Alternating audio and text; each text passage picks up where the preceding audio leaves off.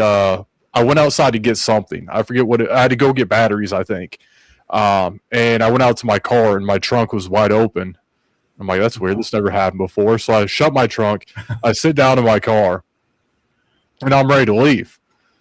And I'm like, man, like my headspace, I don't know where I was at, but I was like, oh, wow, that was a long night. I'm going to get in my car. I'm going to go home.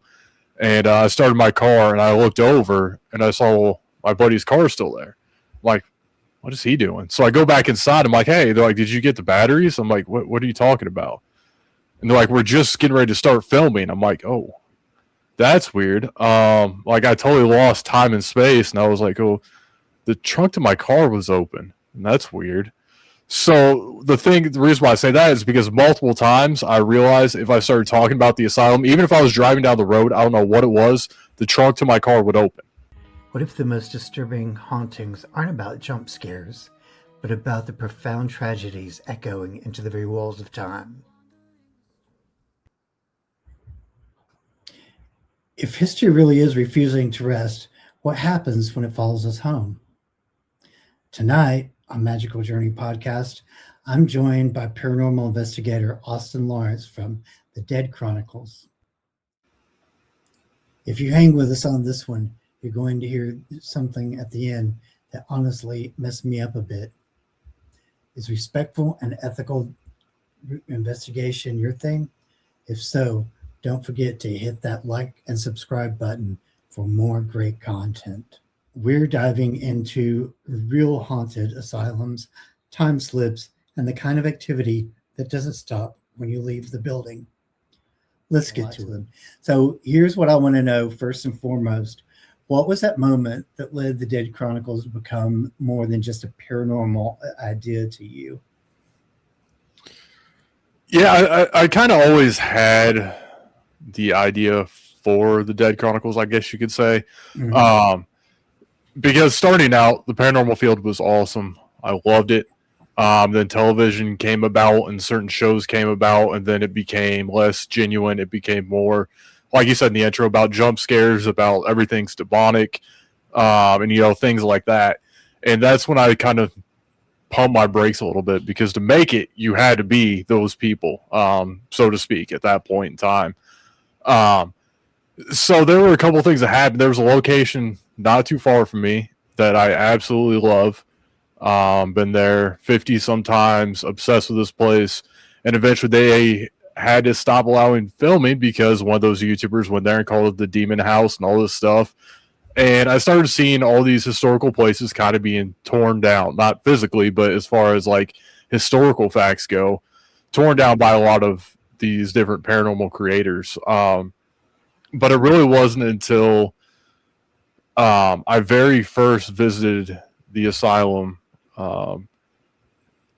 in Randolph County and heard the story of this woman who had neurosyphilis, and it was a bad thing, and she ended up committing suicide, unfortunately, because she didn't see a way out. And then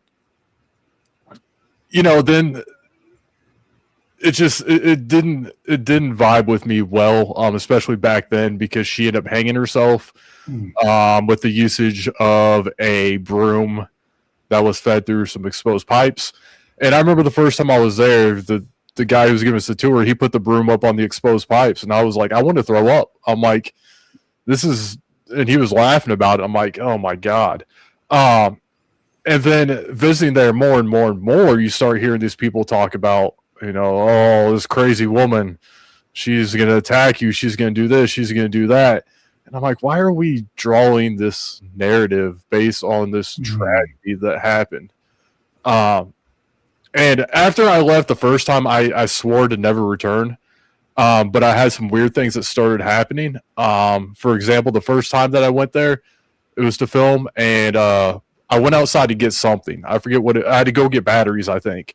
And I went out to my car, and my trunk was wide open.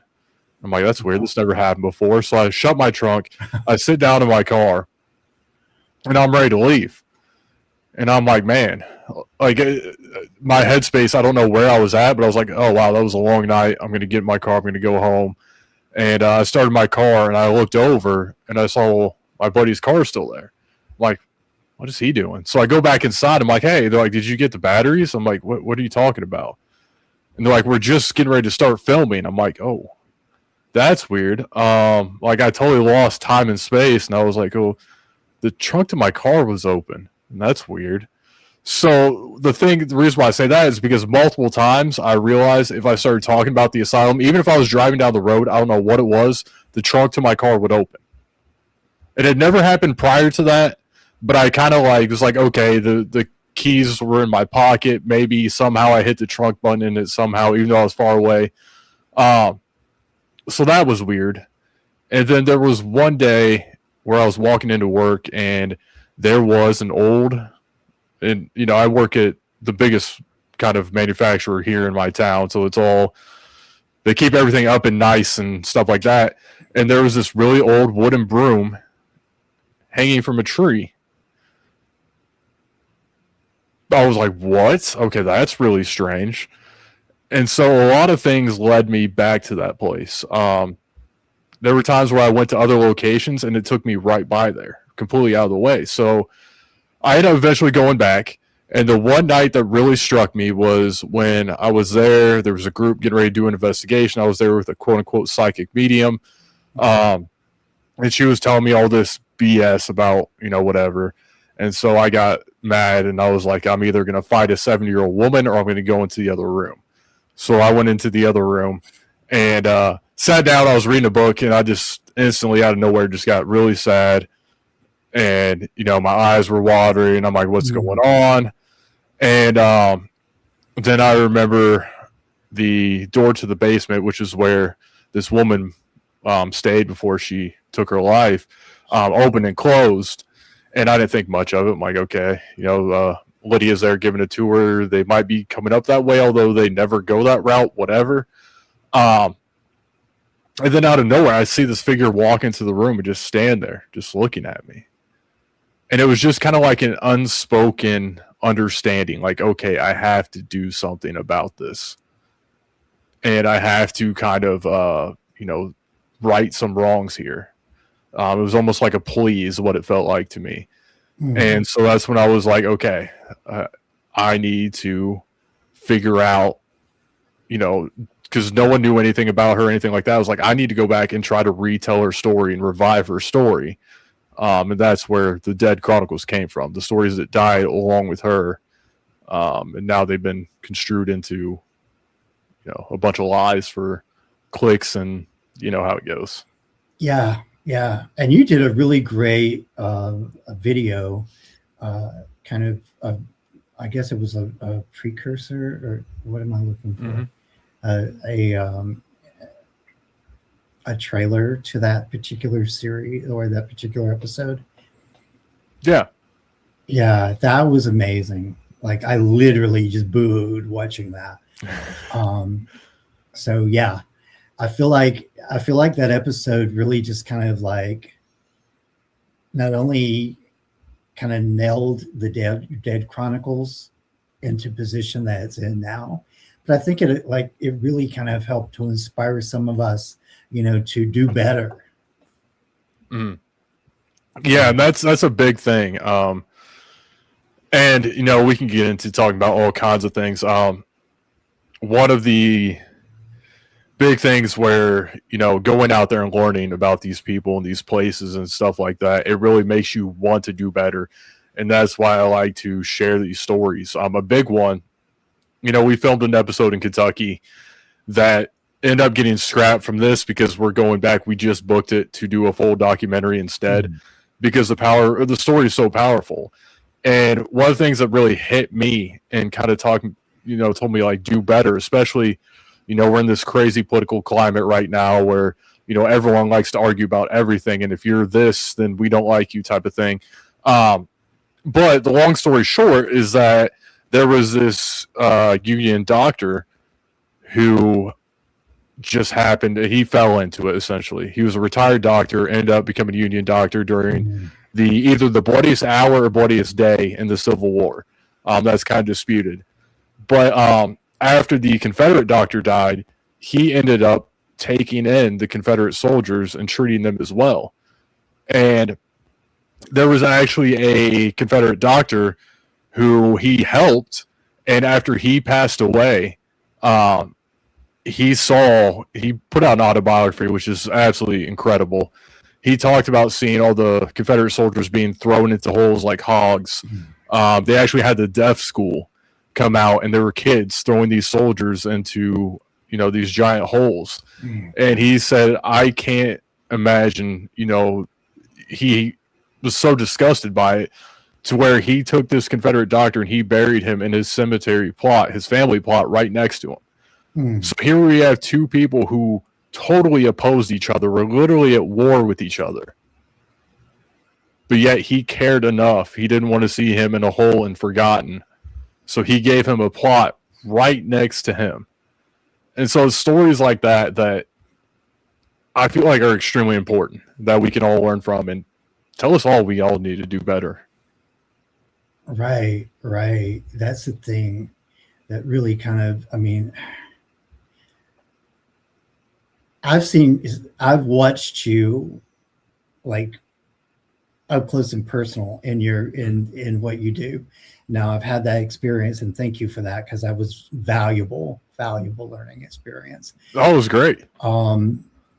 Here's another thing though. I got to know, dude, how do you decide what locations that you're going to be working at?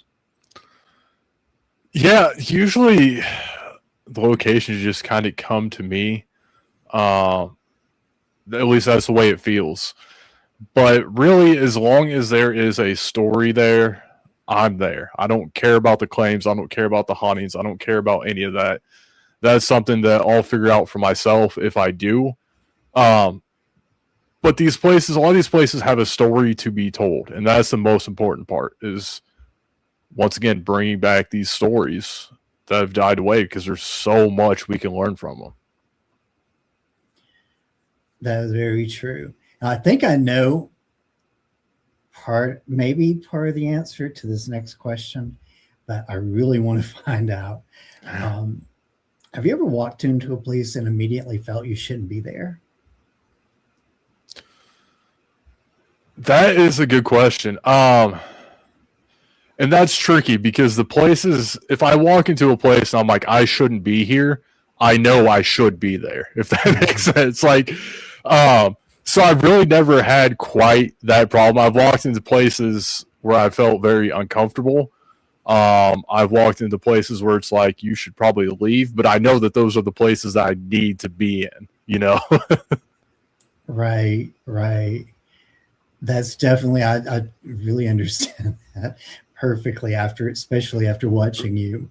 Right. But on the other hand, we have places like you went to the jail with us. That was a place where I felt like I should be, because I shouldn't be allowed in that place. It's incredible. That's what I was kind of expecting you would say before. Yeah. And at some point, I really want to go back there and explore the one thing. And I really don't want to give away what we were talking about, but there's one thing about that area that really, really struck me. Yeah. And I want to get to the bottom of what that is. Hey, I'm down. I'm always down to go out there. I love that place. I love the museum. Get to hang out with Billy. I'm down. Oh, I know. Billy is awesome. Yeah, he is. I love his passion. I really do. Oh, seriously. But so what kind of evidence do you trust the most, and what do you remain skeptical of? I remain skeptical of everything. There is no one form of evidence that I think is, well, I mean, to a degree, there's no one form of evidence I trust more than the other. Of course, it depends on the location, contamination, and stuff like that. Maybe you trust audio less because you have a busy road and stuff like that. But the big thing for me that you'll kind of see us implement a bit during this season, that we're going to be doing more going on, is not just trying to capture evidence on audio and stuff like that, but a very important thing that's kind of untapped. People like Haunted Discoveries are out there doing it, but not many people, is really nailing down the environmental factors. So now we are measuring the barometric pressure, the humidity. I mean, temperature, everything at all times on a line graph. And we are seeing, if we get some form of evidence, what happens to this line graph that we're watching. Is there a spike? Is there a dip? Is there no change at all? What's going on there? Because that might help us better understand what's going on. And plus, that adds credibility. If you capture something over here and all of a sudden you see barometric pressure shoots up, you know something happened right there. And it's not something natural, you know? Right. Well, and if you had those readings ahead of time, you can also rule out things like, you know, if doors opening on their own can exactly, you know, the pressure dropping or raising, and exactly. That sort of thing. So it's always really good to have those things, and a lot of people don't understand how much science goes into real paranormal research. Oh yeah, I love science, and I'm trying to put more and more into it. So right. So that's the thing. You know, I love my cat balls, but not everything that makes those things go off is legitimately paranormal. So having the data, having the things that you can say, hey, this happened and we got this result when it happened. You know, if across the board, if you have several different locations where several different investigators are having the same information, then you know that there's something consistent with that activity. Right. Yeah, you're absolutely right. Then maybe we can figure out, okay, if we all experience this thing, you know, when this certain thing happens, what does that tell us? You know, everyone's been saying for the beginning of time that, you know, temperature drops, spirits drawing energy around them. Have we ever really put that on a spreadsheet and say, okay, we capture this EVP and the temperature dropped 10 degrees? Why are we not doing this? You know, I've wondered that for a very long time. And, you know, again, you know, I think, and I can't really say a lot about, obviously, the pioneers, you know, what they really wound up doing with what was over with, because they may have logged some of that information. We just don't know. Right. And unfortunately, with some of the transactions that's happened with, you know, properties and so forth, we may never know. Exactly. You know, so I want, since we had the whole conversation on evidence, I want to share some of the stuff that you have been nice enough to share with me. All right, let's do it. And I got to tell you, the first thing, and I had this conversation with our friends from Shady Bend about the ghost cat. Yeah. And I've had people tell me before that they've had, you know, like, I have an aunt who, we call her the crazy aunt for a reason, but we've all got one. She had a ferret at one time. The ferret expired, and her cat kept playing with something in the hallway, just like he used to play with the ferret. Yeah. Just exactly like they used to play together. And she swore to me that the cat was still playing with her deceased ferret. Yeah. And until recently, until the stuff that I keep seeing, I always thought she was just bat crazy. Right. But then this happened, and maybe you can tell us about this after we see this.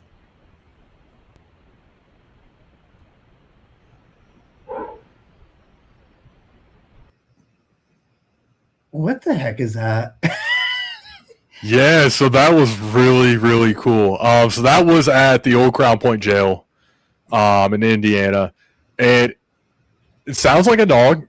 And this is one of those cool things where later we kind of put pieces together, because we initially went and we took a daytime tour just to try to get some B-roll and stuff like that. And I remember when we went on the tour, we were down in like the trustees section, and our guide said, look at the ground. and they found these paw prints like embedded in the concrete down there, and they're like, we don't know if it was a dog or what. And so this is obviously on the jailer side because at least in Indiana, I don't know about everywhere else, it was a state law that the jailer had to live at the jail. Mm-hmm. So you had the jailer's residence, and then you had the jail itself. So I can tell you there were no dogs there. It sounds like a dog. I don't know. Would be the one. Oh, that's the hay one. That one was crazy as it was. Yeah. I think I actually put that one in there twice. No wonder. I had to go back and reload these because I didn't realize if I went out of the studio, it would drop the things. I just assumed they stayed in here. So this one though, let's come back and replay that. When I first played that, I was like, that sounds like a creeper to me. right. Absolutely. And I mean, it's right outside the bedroom. So that whole hallway, you got bedrooms on both sides. So it kind of sounds like someone just kind of like sneaking around, like trying not to wake anyone up, you know, talking to someone in bed like, hey. Yeah. Yeah. But then, you know what? Maybe this is a different one. I want to see this. We may be seeing this twice, or maybe the other. We'll find out. Two laughing ones. Yeah. Well, what the heck was that? So it sounds like someone laughing and then someone saying, hey, on top of it. So let's play devil's advocate for a minute. Yep. If I did not know you and you were on my show for the first time, mm-hmm. and you sent me these clips, and I looked at you and go, how do I know this is not something that somebody's doing off in the background? Right. Because you know there are people thinking that. Yeah, absolutely. You know, what would be your response? My response would be wonderful question. I'm so glad that there are people out there who question this stuff and who try to, get to the bottom of it. So number one, I give them massive kudos. I'm not one of those people who gets all upset, like, oh, you're trying to say that I'm lying. And no, like I literally invite debunkers to take my stuff and tear it apart. But with that said, I can tell you that it's just me and another woman in that place. It doesn't sound like me. I know it's not me because we have those cameras with the timestamps. And if I find something like that, I find out where we're at and I match up the timestamps. If I'm anywhere near there, even if it doesn't sound like me, it gets thrown out. So I can tell you we were nowhere near there. There was no one there. We locked the doors. So, hey.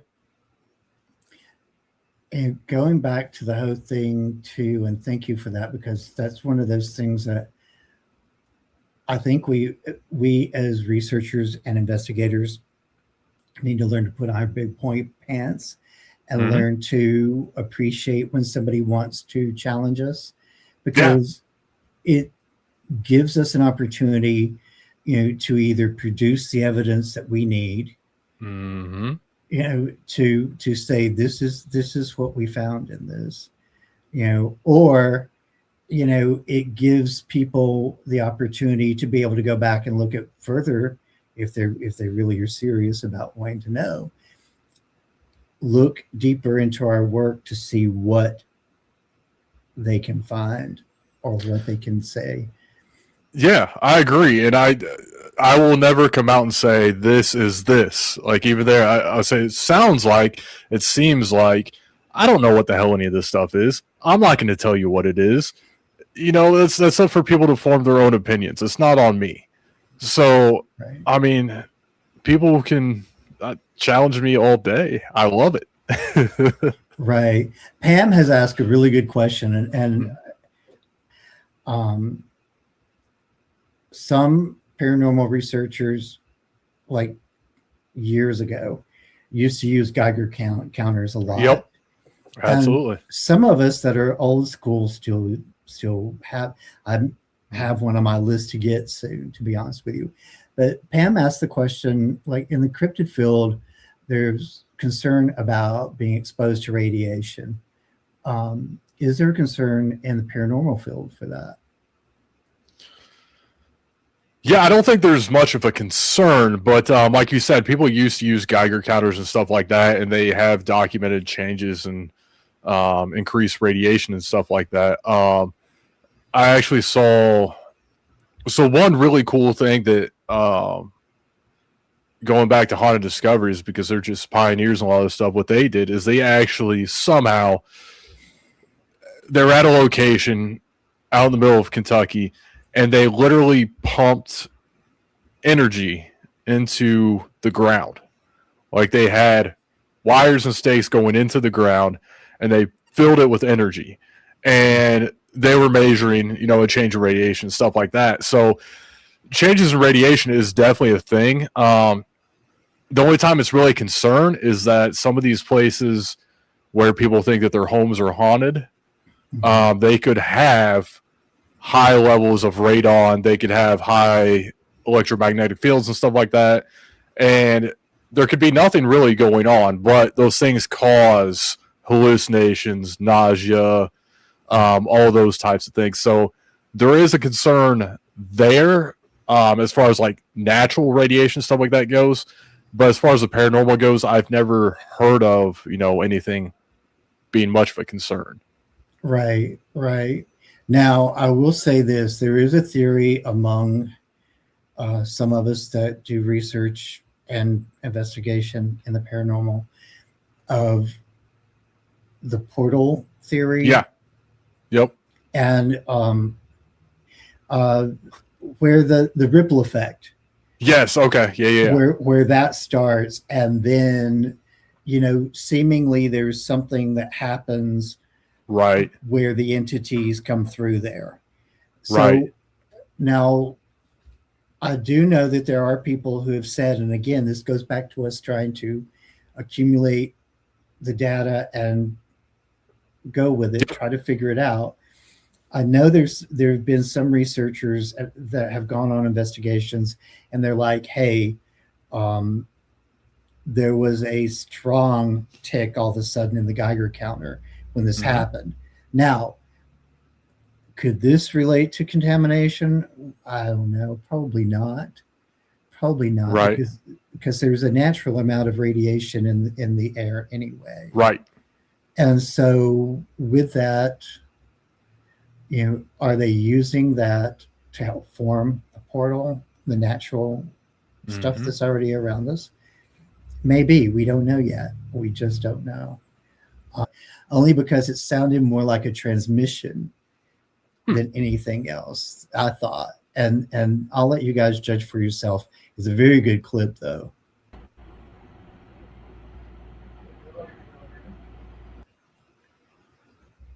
Let's go back and almost.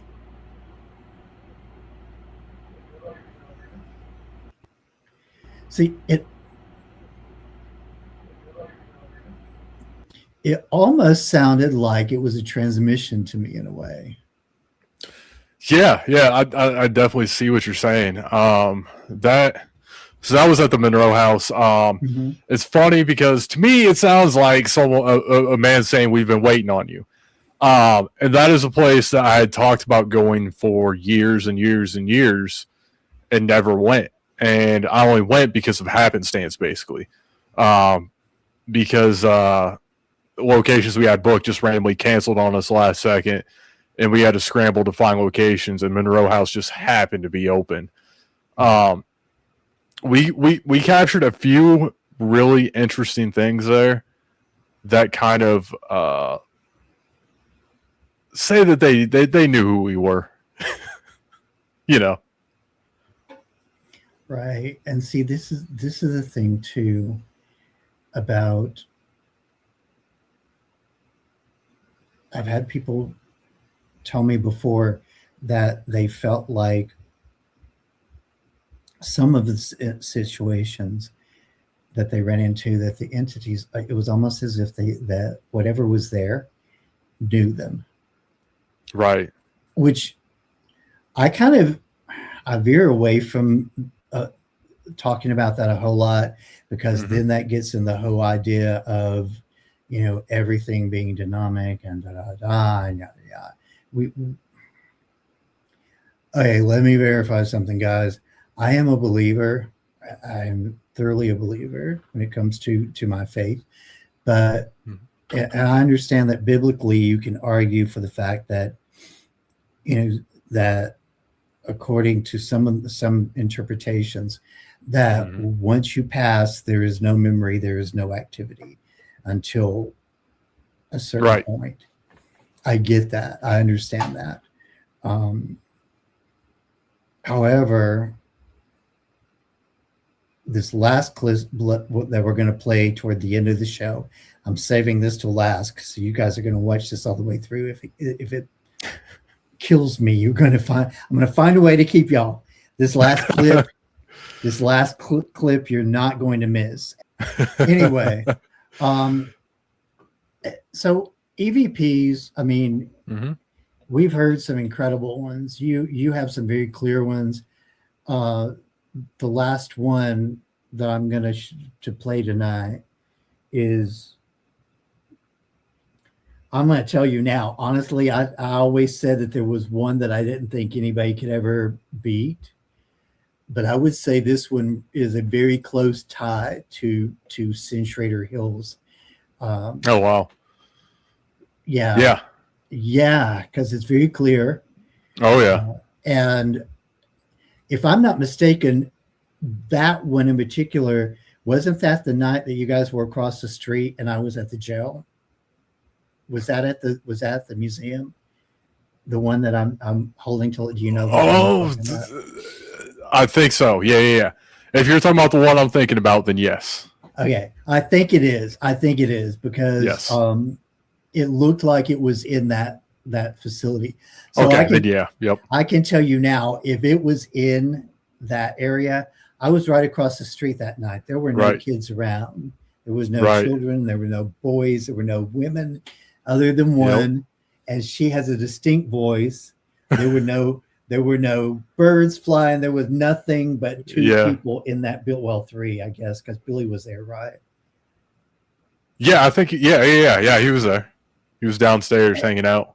And I can tell you now, Billy cannot make any sounds other than Billy. He's just Billy. It's true. He's just Billy, and he's got a very distinct, very friendly, very warm voice. So when you hear him, you'll know that this is not him. But we're not going to play that right now. Okay. I'm just kidding. No. So what I am going to show them though is, so set this up for them. The ball video. Oh yeah. So that's a crazy one. This is still at the Monroe House. This is one that I saw and I about crapped my pants. This is upstairs in a room where they had a bunch of toys. Supposedly there's a little girl up there, all kinds of things. When I walked into this room, I just felt the ick hardcore. And there's a mannequin in the corner that just kind of, I was like, I want to see that thing move tonight. So I set up the camera here, hoping to catch the mannequin moving, but we got something else. And I can tell you that we have tried and tried and tried to debunk this. We can't. There was no AC in this place. There's no floor vents. There's no nothing. We recorded for, I think it was 15 hours of footage in this room. It happens one time, and it's only what you see for these few seconds. Nothing ever happened again, period, in this room. So I don't know. It's strange. It's very strange. And when Austin sent me this clip, because he sent this to me, did you send it right after you found it? I'm sure. Yeah. It's been a while back. Yeah. Because this is the one that I pulled and I went through frame by frame. Yeah. Several times. Yeah. Like I spent one day off almost I know. like the whole day going frame by frame, looking at this thing to see what's going on here. Oh yeah, So it drove me nuts. I sent it to literally if anyone ever said the word paranormal in their lifetime, I was sending it to them and saying, debunk the hell out of this. right, right. So I want you guys. So where, because I've seen it quite a bit, so I know. But Uh-huh. if you were gonna direct them to where to keep looking at, where would you say? Just around the table, not the mannequin. Just focus around the table. It's pretty obvious. And It it'll gets jump out at you pretty quick. it gets very obvious very quick. So, guys, just get your observation like mentality set for this, because honestly, like I said, when I first saw this, I was like, okay, yeah, there's something I got to be missing. Yeah, I thought I faked it for a second. Yeah, yeah, yeah, exactly, exactly. But check this out. This is crazy.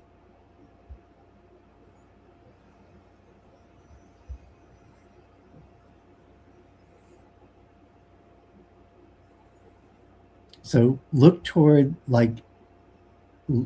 the table, but look toward the back corners of the table.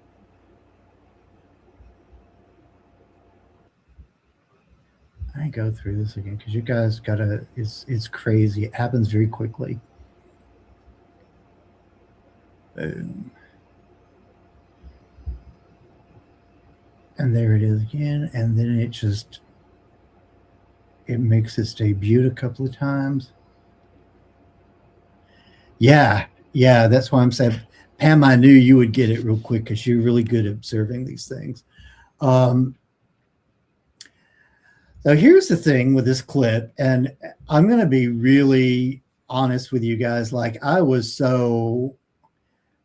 like, I know Austin. I know he's not one to do just crazy stuff, like trying to just create things for people to be amused by. He may say things to be amused by, but he doesn't waste his time with stuff like this. So I was looking for everything I could find. And if you notice, I don't know if you can really tell in like on camera here how clear this clip really is. I may actually post this on in the group for people to actually check out if you're okay with that. Yeah. Because what I want you guys to see, if you join the group and you see this, the Facebook group, the floor is very reflective in here. Yeah. It, like in the video, you can clearly tell that. Yeah, that's a good point. That everything, that's what I kept watching off and on too. I was like, okay, what's the floor reflecting? And I watched it frame by frame over and over and over again, not focusing on the movement of the ball, but focusing on the floor around it.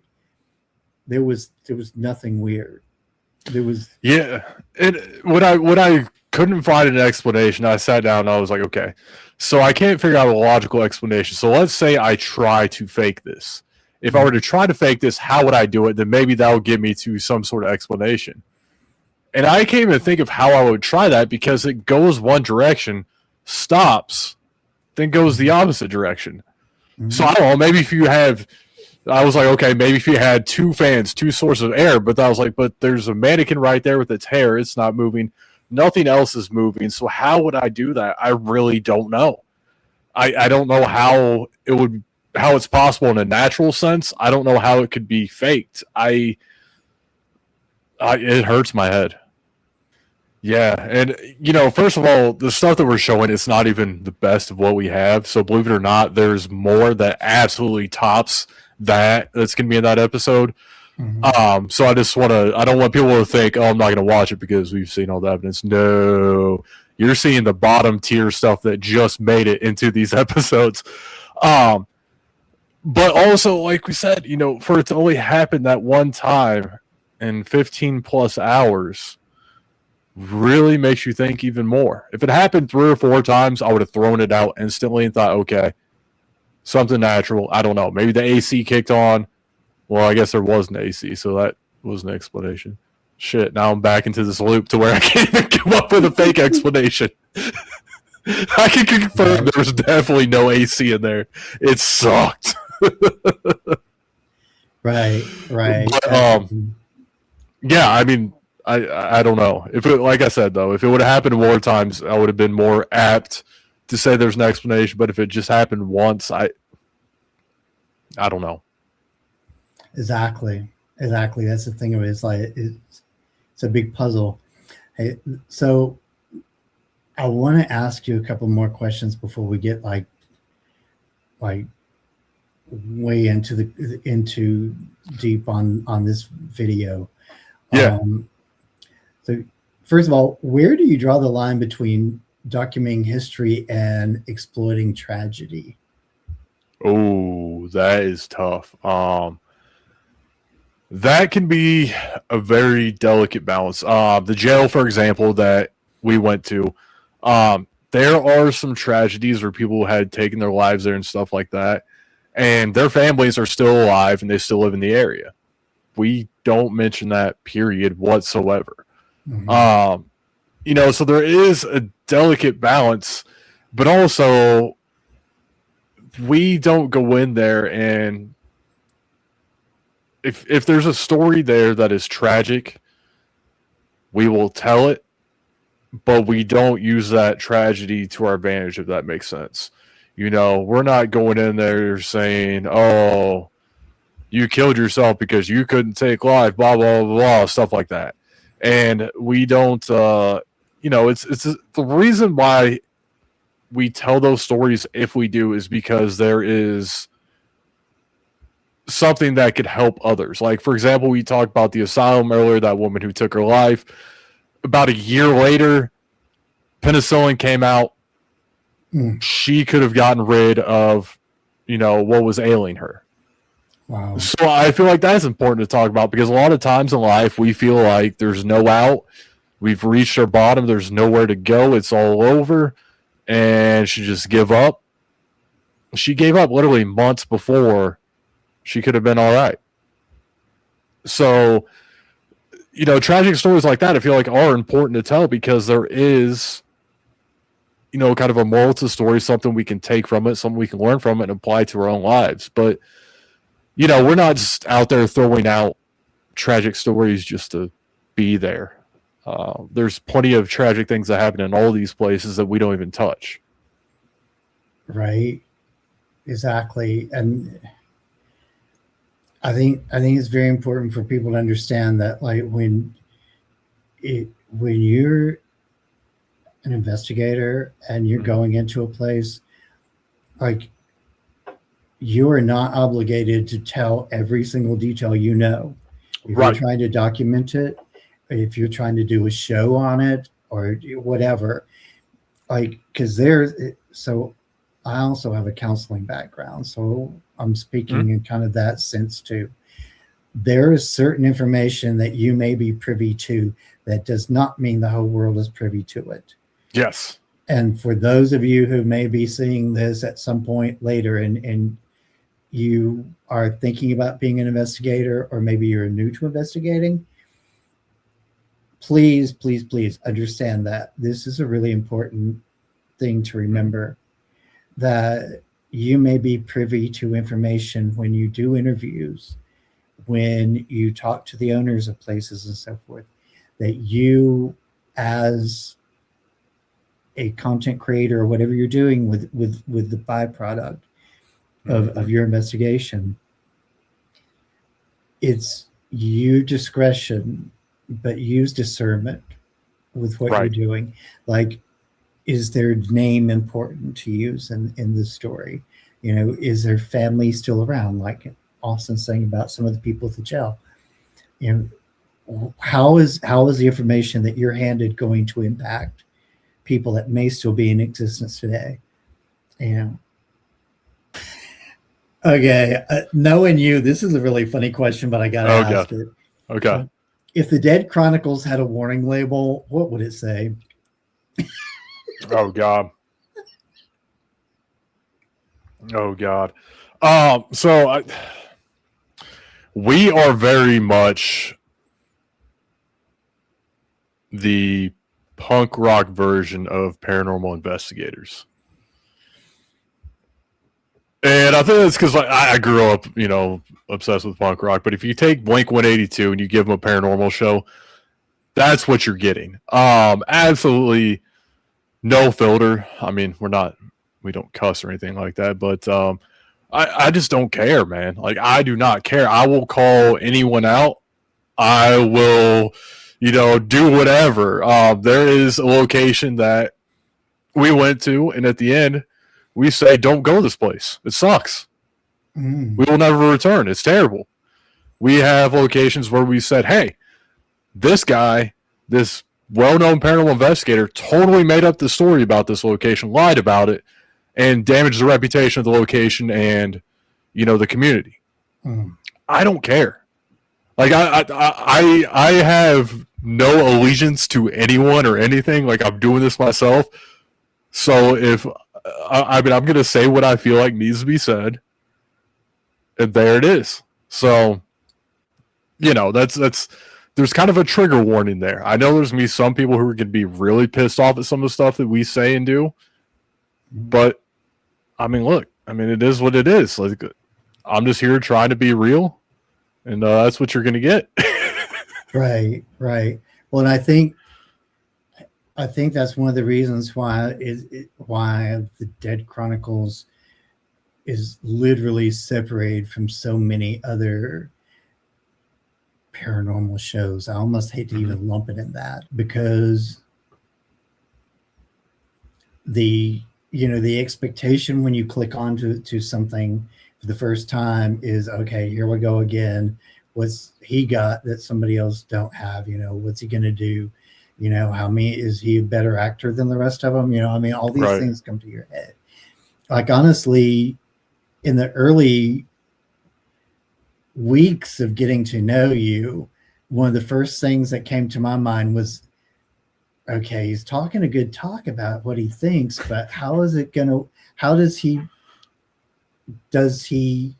illustrate this in his work? Right. Because we can all talk a good talk to sell ourselves, but how do you present it in your work? And that's one of the things that I've personally find, not because you're a friend, is just, if you were doing crappy work, I'd be like, dude, I love you, but you're so sorry. But the thing of it is, like, that's not the case. And I will tell you guys this much, honestly, when it came to the Dead Chronicles, like, I am not one of those people that, okay, I cried watching Beaches. If you guys know what that movie is, I boo-hooed in the theater watching Beaches. But I am not a crier. I'm not one of those people who just go go around blubbering about every single thing in the world all the time.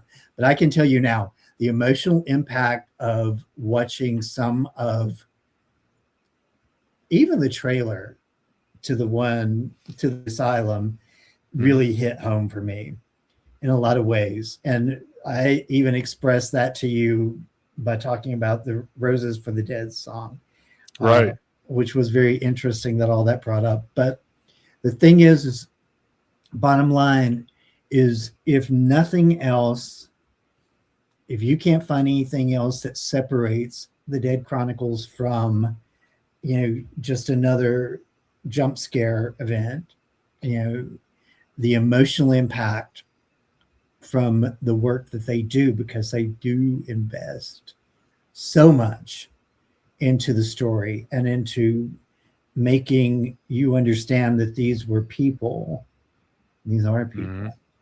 And that is the thing that really makes it stand out. Now, do they have extremely good evidence? Yes. Like I said, this stuff that we're showing you tonight is stuff that Austin was nice enough to allow us to see, because it's not showing up in his work, and he's not going to give away his stuff, because he's put a lot of work into this. Oh my God. Yeah. It's the show is raw, I think, is the best way to put it. like you said, it's the raw emotion. So, if I'm pissed off for whatever reason, like I said, a couple episodes, I get pissed off at locations, at people, whatever. I'm going to let it be shown. But You at do. the same time, there's that very emotional time. You might see me break out in tears. I don't know. Like it's raw. It's real. Like it is what it is. I don't want to put on an act. I'm not this big tough guy. I've peed myself a little bit in some of these episodes. You guys did not have the camera rolling when we went upstairs at the jail, did you? The first time. No. Oh, good. Yeah. I would hope you would tell me if you did. Yeah. So, for those of you that don't know what we're talking about, honestly, and I'm kind of so being an empath and having other, I guess you could call them gifts if you really want to, can put you in really awkward positions sometimes. And we went upstairs in this building. I'd never been there before. I don't even think I've been to Franklin, Kentucky before this. Hopkinsville, yeah, I've been there a couple of times, but not Franklin. And it's a whole different world. We went upstairs, and Austin had warned me ahead of time that there was stuff in the building that you'll never see anywhere else. The chance of seeing is anywhere else is going to be really, really astrological. So we got up there, and I got to this one room, and I literally just lost it. I was literally could not do anything. Yeah. Like I can't even he was trying to talk to me. I couldn't even respond. Yeah. And it was like that's one of the reasons why I want to go back to this building, because I'm telling you that the old stone prison there's something crazy about that. Oh yeah. So I've been kind of building all night on getting you guys to trudge through some of our insanity in between some really great conversation. But I'm going to show you guys this clip I've been promising. And if you will, please, after you see the clip, don't bail on us, because I want Austin to talk about this for a couple of minutes as we're closing out the night. But this clip is probably, I was actually surprised he was going to let me use this clip tonight, because this is a thing. This is a thing. I don't know what to think about this. Right.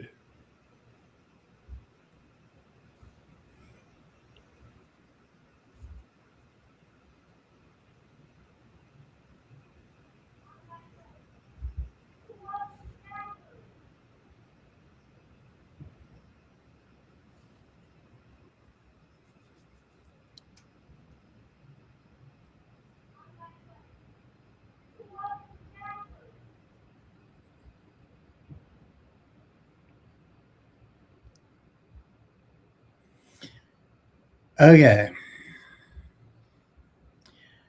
What was going on? I don't know. So that is at the museum. That is on the second floor. That is where, so the museum was multiple things. It was a shirt factory. It was also like a showroom / auto mechanic shop. They had like Model Ts, Model As, stuff like that. So in that room, they had the lift, the elevator where they would bring cars up. And it sounds like a little boy. Now it's really interesting, because this is again one of those things when you get home, you're reviewing stuff and things tied together. I also have a very clear one that I think I sent you a while back of a woman, almost saying something like "Honey, I'm home" or something like that. And now we have kind of this family dynamic going on there. But Billy told me that there was a family there, and I believe it was the Crow family. Because I believe they have the Hunter family who is on the first floor, and the Hunter family is there for some reason. They told them where they were from in Tennessee. They don't know why they're in Kentucky, if they're tied to an object there or whatever. And the second floor was supposedly the Crow family. And Billy told me, he said, Mrs. Crow's up there and she loves to show you pictures of her family and her kids. So if you talk to her, she might guide you towards those photos. So, dude, Franklin's a weird place. I don't know why it seems like we have two different families inside this museum that they obviously never lived in. And it almost seems like it's their home. Like the Hunter family, for example, Billy said they go to sleep at a certain time because they say they have to get up in the morning and work in the fields. Mm-hmm. Well, they're thousands of miles, well, not thousands, but hundreds of miles away from the fields that they worked in. But yet they still think that they're living in their home. So are we looking at the same thing with this Crow family on the second floor? Is that her child? It's crazy. I don't know. Yeah. Yeah, that's the question. Is like, where is... And now that you said Crow family, I really want to go back to that area. Because the significance of crows keeps coming up a lot in my world. So that's kind of interesting that they're the Crow family. I don't think I've actually ever heard you reference them, or if I didn't pay attention to it. There's a lot of a lot of stuff you don't pay attention to. All right, I appreciate it. No, it's not that. Like you know, I mean, you've been around me for a weekend now, so you know, right? Like if like there's stuff going on all over the place, I'm trying to hone in on stuff everywhere. Yep. So it kind of like, I think one of the reasons why it was getting interesting with the cologne smell at the prison is because it was distracting me, because it was very strong. And I still want to, we got to go back there because I got to get data about that. Dislocated for some reason. You know what? Pam just asked what if both families were dislocated for some reason? And that was maybe, I could see, maybe. Yeah, I mean, anything's possible and anything's plausible. You know, like the jail we're talking about, once again, Civil War. So who knows? Maybe they were running from the fighting. Maybe they were avoiding being enlisted. I mean, it could be a number of things, especially in that area. Right. Well, it could even be tied to the thing that we were talking about, too. Right. We don't know yet. We don't know. That's the thing of it. And so I will tell you guys this. I feel like there's going to be further exploration at the one place in Franklin for sure. And if and when we can do that, which hopefully we can, because Austin, you've got an incredible lineup of activity constantly. So this is just one more thing on your plate, I know.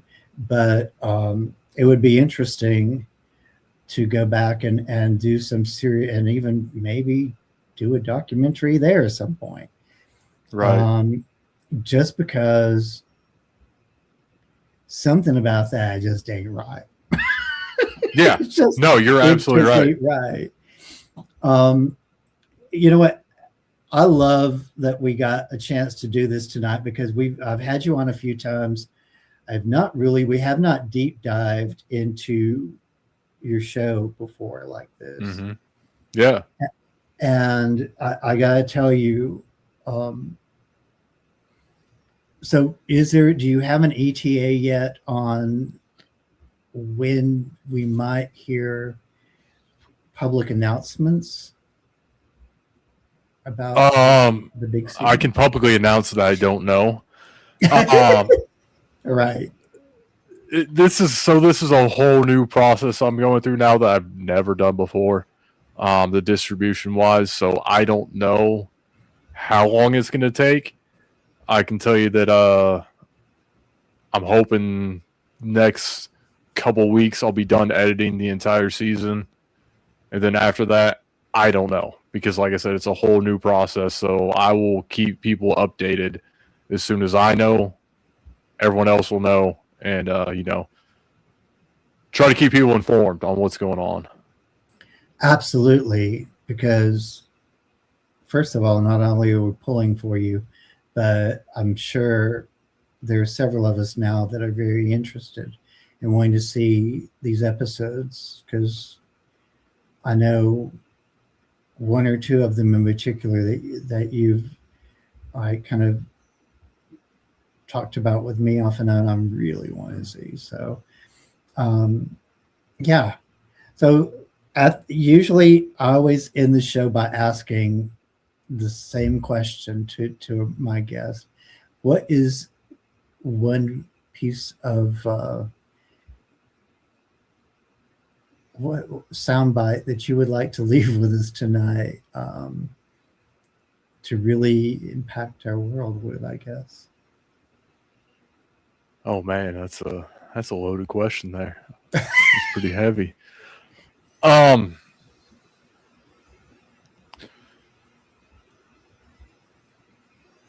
guess I'll go back to, like I said, Kentucky, and looking at people like Dr. Polk. We talked earlier about how he took in the Confederates and stuff like that, but he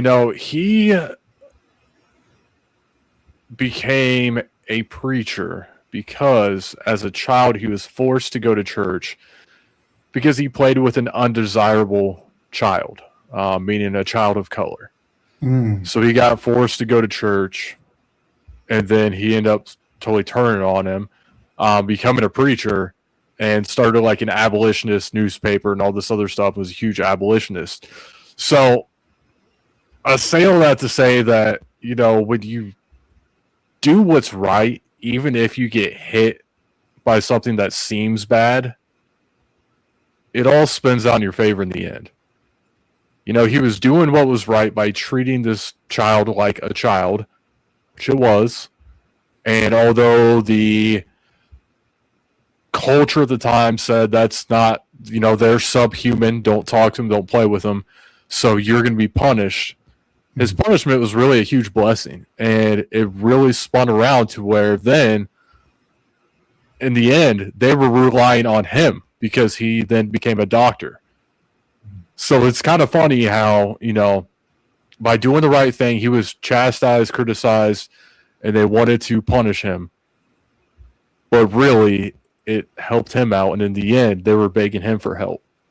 So. Wow. Yeah. It's pretty powerful stuff.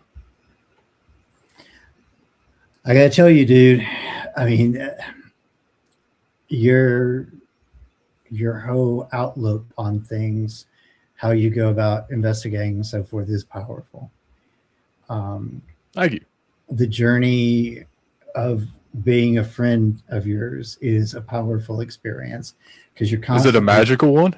It is, because you are constantly like in the path of magic. You are constantly almost forcing me to grow as I go along, because to understand more about how to relate to you as a friend, I have to understand how to make myself more of a friend. And to do that, is ultimately to open yourself up to the ethics of what you're doing in your journey with the show, because you're digging to become a better person and to treat those journeys, those lifetimes that have gone before us with the respect and love that they deserve. So it's a challenge that I am grateful to take on. I appreciate that. I think that's the biggest thing that encompasses the show is I'm constantly challenging the people watching. And I'll take, for example, just real quick, the shrine, the Eerie Shrine. That is a place where everyone goes to practice a religion. You've got Satanists, you've got necromancers, you have voodoo, you have hoodoo, you have Christians, all these people who go to this place and practice together in their own separate ways, but at the same time, their religion. And that's like I close that play or that episode out asking the question of, we have all these people of all these different religions that, many people would say, you're going to hell, you're this, you're that. And they're all practicing together. So what can we learn from that? Whether or not you agree with them, what can we take away from that and apply to our own lives? Mm-hmm. So I like the idea of challenging everyone to grow, to see these stories in a different light, not necessarily a judgmental aspect, but for what it is. And let's apply it to ourselves so that we can all hopefully become better people. 100%. 100%. All right. I'm going to go on and close this out for the night. Thank you so much. Thank you. It's a pleasure as always. If you've got a moment, hang out in the back for a minute and I'll get back with you. All right. Awesome. Okay, guys. Wow. That is my friend Austin. I gotta tell you, it is going to be a very, very emotionally challenging moment to wait for this show to come out now, because this season promises to be something that for me, I know, because I've kind of lived with him through this in a way. He and Lydia is something that I can't wait. I really can't wait. This is going to be big. I promise you guys. I do want to encourage you guys to have a safe and very prosperous holiday season. Safe, definitely. Remember, there are other people on the road out there who are also having challenging times right now. And you know what? As always, may your journey always be magical.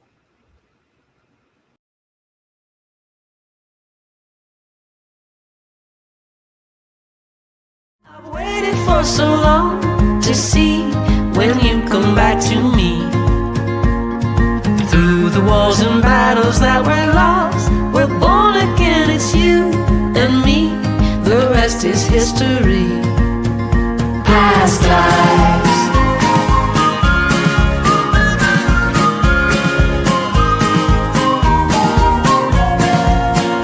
Past lives.